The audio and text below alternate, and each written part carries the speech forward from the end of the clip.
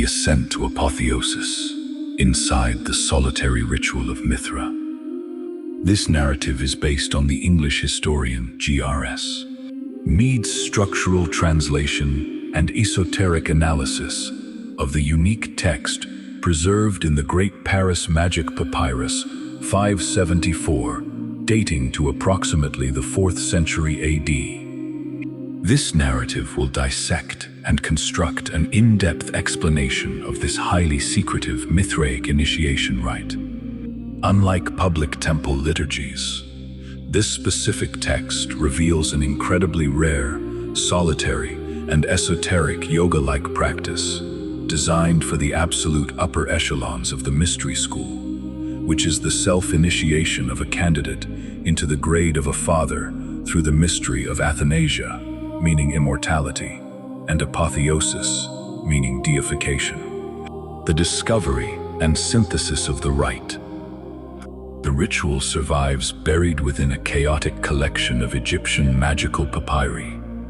Esoteric scholars note that while an Egyptian magical school later worked over the text around 300 AD, shaping the vowel chants into their own customary nomina barbara and voces mysticae, which are words of power, the underlying core is a Greek translation or adaptation of an authentic, esoteric Persian or Chaldean framework, dating back to 100 to 200 AD.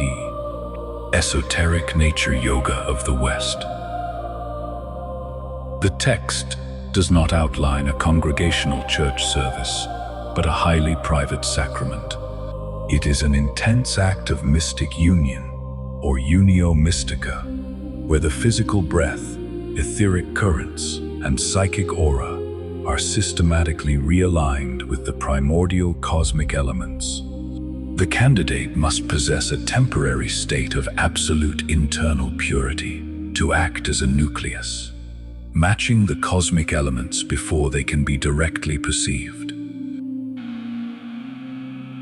Step-by-step narrative breakdown of the initiation. Step 1. The Father's Prayer and the Breath of the Sun.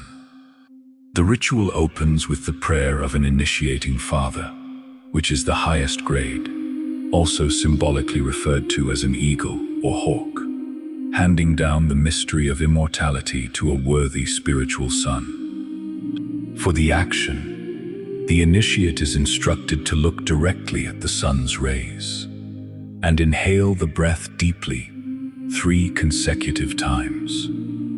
Regarding the esoteric effect, this specialized psychic breathing immediately alters the initiate's perceived weight. They feel a sensation of lightness starting at the back of the head, lifting their consciousness completely away from the physical sights and sounds of the mortal earth and launching them into the mid-air of the cosmos. Step 2. Entering the celestial machine and the great winds. Suspended in the air, the initiate witnesses the grand cosmic framework. They see the traditional gods of the spheres ascending and descending through the sun's disk. Regarding the symbolism of the pipe, the initiate beholds a massive cosmic pipe hanging down from the sun's disk, projecting vast, infinite winds westward or eastward depending on the hour. Esoterically, Mead interprets this pipe as the central axis or polarized pole tube of universal life forces, allowing cosmic elements to safely circulate through the initiate's macrocosmic body without destroying them. Step 3. Drawing the veil of silence, known as Sigi. As the cosmic forces and planetary gods begin to look down intently and bear down heavily upon the initiate, the sudden shift in consciousness threatens to overwhelm their senses.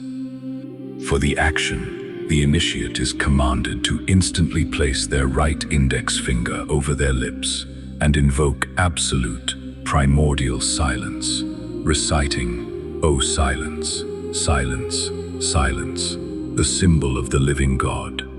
Regarding the natural mantras, the rubric commands them to let out a long, deliberate hissing sound, followed by a series of sharp, broken puffs.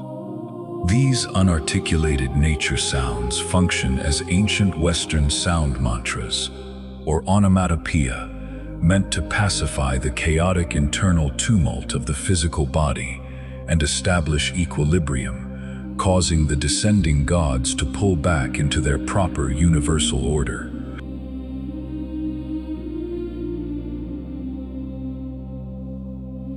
Sionenin. Step 4.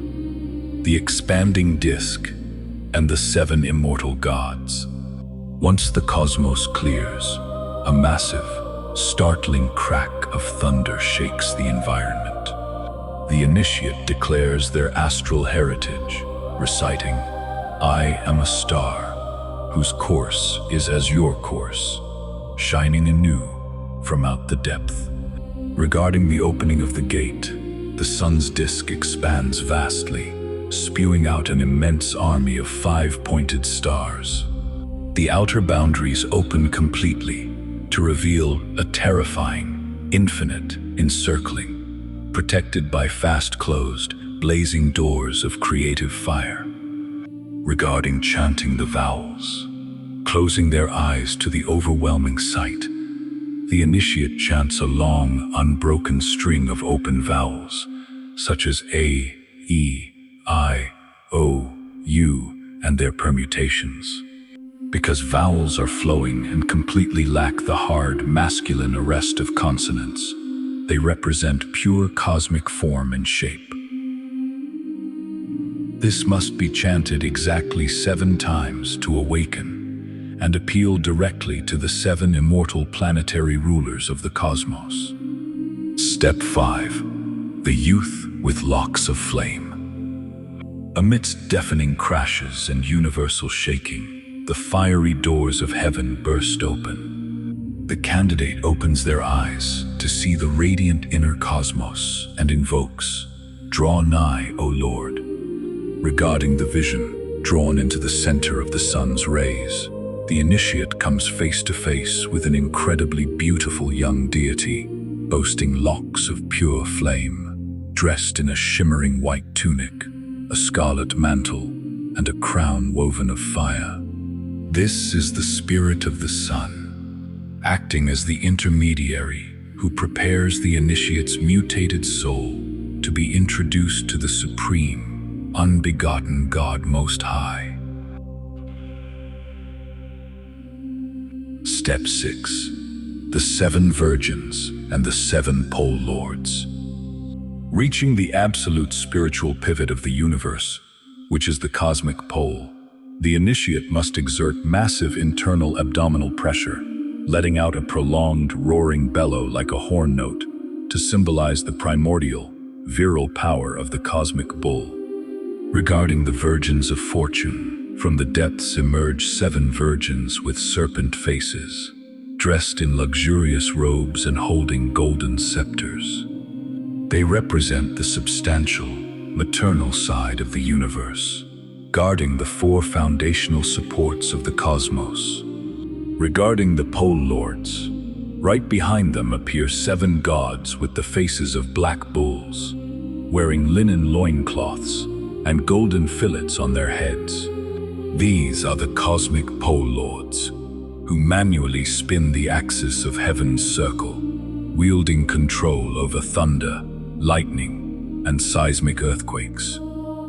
At this stage, the initiate's original 4-element physical body is successfully realigned into a perfect 7-element correspondence with the deep planes of the universe. Step 7. Epoptia, meaning face to face with Mithra. The climax of the entire operation arrives as lightning flashes violently from the air, the earth quakes, and a massive, blindingly radiant god descends. Regarding the ultimate form, the supreme deity appears in the glorious flower of youth, with shimmering golden hair, wearing a crown of gold, and holding the golden shoulder of a young calf. This shoulder is the celestial bear, which acts as the engine that moves and steers the entire dome of heaven up and down through the hours. Stars shoot directly from the god's body, and lightning leaps from his eyes. Regarding the final transformation, the initiate lets out one final, massive, belly-pressed bellow, anchoring their consciousness to their soul before uttering the ultimate declaration of the mystery. Hail, Lord, thou master of the water. Hail, founder of the earth. Hail, Prince of breath.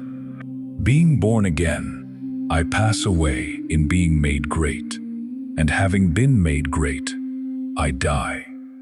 Being born from out the state of birth and death that giveth birth to mortal lives, I now set free pass to the state transcending birth, as thou hast established it. The meaning of the mystery. Through this harrowing visionary ascent, the candidate ceases to breathe and function as an ordinary mortal. Having unloosed the tight knot of earthly personality and stepped past the bitter bonds of fate and absolute necessity, which represents their karma, they use their macrocosmic vehicle to stand as a permanent, conscious star in the divine surround. They return to the physical frame, completely transformed, living no longer as a prisoner of the material world, but as a true consecrated father of the inner mystery.